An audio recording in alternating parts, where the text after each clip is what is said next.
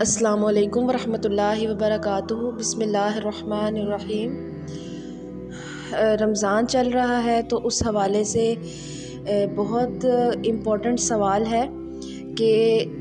ایسی کون سی سچویشنز آتی ہیں کہ جن حالات میں روزہ ٹوٹ سکتا ہے یا پھر مکروہ ہو جاتا ہے یا پھر روزہ نہیں ٹوٹتا۔ روزے کی حالت میں بہت سی ایسی چیزیں ہو جاتی ہیں۔ اب فار ایگزامپل ایک سوال یہ اٹھتا ہے کہ کیا روزے کی حالت میں انسان مسواک کر سکتا ہے؟ تو ہاں، مسواک کرنا سنت ہے اور روزے کی حالت میں بھی کر سکتا ہے، لیکن اس کی بھی احتیاط ہوتی ہے، ٹھیک ہے۔ احتیاط ضروری ہے کہ مسواک کرے تو وہ ایسی مسواک نہ ہو کہ جس کا ٹیسٹ منہ میں آئے یا منہ میں رہ جائے زیادہ دیر تک، یا پھر اس کے کوئی جو ریشے ہوتے ہیں وہ دانتوں میں پھنس جائیں یا حلق سے وہ اندر چلے جائیں، تو ان چیزوں کی احتیاط ضروری ہے۔ یا پھر ایسا ہوتا ہے کہ کسی مسئلے کی وجہ سے اگر منہ کے اندر سے خون دانت سے یا زبان سے نکلنا شروع ہو جائے تو فوراً کوشش یہی ہو کہ کولی کر لی جائے۔ لیکن ایسا ہوتا ہے کہ جیسے دانت نکالا ہوا ہے، فار ایگزامپل دانت نکالا ہوا ہے تو مسوڑے جو ہیں وہاں سے پھر فوراً سے وہ ٹھیک نہیں ہوتا، خون نکل رہا ہوتا ہے، تو اگر تو وہ اس طرح سے بلڈ نکل رہا ہے کہ اس کا ٹیسٹ منہ میں نہیں آتا، ٹھیک ہے، ایسا تو ممکن نہیں ہے، ٹیسٹ تو آئے گا، لیکن ایسا ہے کہ بالکل نامعلوم سا ہے، ٹیسٹ اس کا محسوس نہیں ہوتا، وہ حلق سے اندر چلا جاتا ہے، تو اس سے روزہ نہیں ٹوٹتا۔ لیکن اگر بلڈ اتنا ہے کہ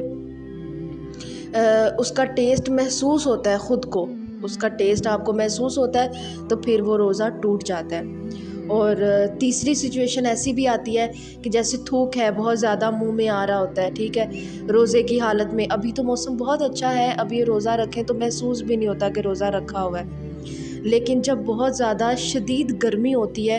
اس دوران جب روزے آتے تھے پچھلے سالوں میں دیکھا جائے تو بہت زیادہ پیاس لگتی ہے، منہ خشک ہو جاتا ہے، بار بار گلا خشک ہو جاتا ہے، تو اس دوران اگر انسان اس طرح سے کرے کہ بار بار منہ میں جان بوجھ کر تھوک اکٹھا کرے اور وہ اندر لے کر جائے، تو اس سے روزہ تو نہیں ٹوٹتا، لیکن یہ نامناسب سی بات ہے، یہ اچھا عمل نہیں ہے، جائز نہیں ہے کہ تھوک اکٹھا کریں منہ میں اور گلا تر کرنے کی کوشش میں ہم اس کو اندر لے جائیں، یا پھر جیسے بچے کرتے ہیں، تھوڑی گندی حرکت ہے لیکن بچے اس طرح کرتے ہیں کہ ہاتھوں میں لے کے اور اس کو دوبارہ اندر لے کے جانا، اس سے روزہ ٹوٹ جاتا ہے، تو ایسا ہوتا نہیں ہے،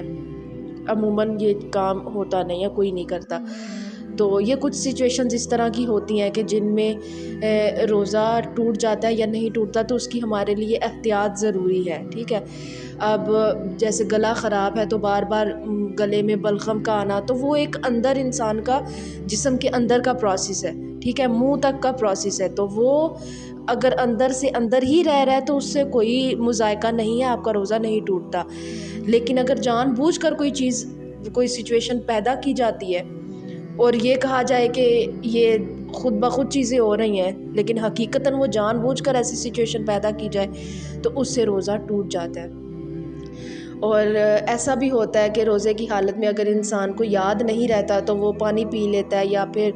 کچھ کھا لیا اور بعد میں اس کو یاد آتا ہے، تو اگر تو حقیقت میں اس کو یاد نہیں تھا تو پھر تو روزہ نہیں ٹوٹتا، اس کا روزہ قائم رہتا ہے۔ کیونکہ اللہ نے اس کو کھلایا پلایا، اس نے خود سے نہیں کھایا،